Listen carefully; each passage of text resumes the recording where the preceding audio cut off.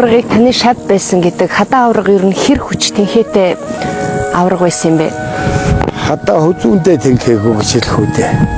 Тэгээ хадаа линеттэй 240 кг-ийн станкийг биен дээр тавиад ингээд сууж усахад дураараа сууж усан. Модыг газрын дээрээс дайрахад булга тайчхал явж. Тэр 10 жилийн хугацаанд хад одоо 3-4 удаа үзүүрүүлсэн 2 төрүүлсэн тийм ээ. Одоохон ингээд бодыг хэдүүлээ. 76 оноос л одоохон 86 оны хооронд шүү дээ.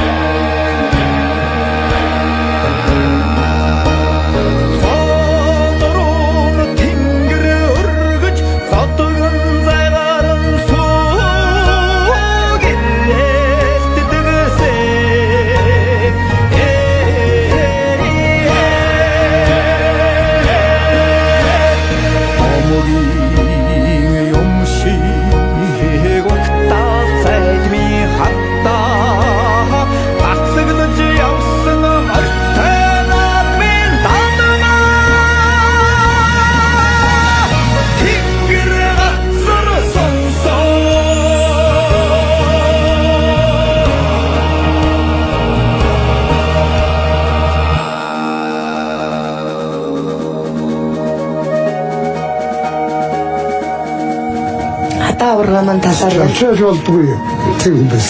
Цэцэр аваад ичдэг. Сууд хүч болчихоо тэгэл. Айсаахан байж болчих.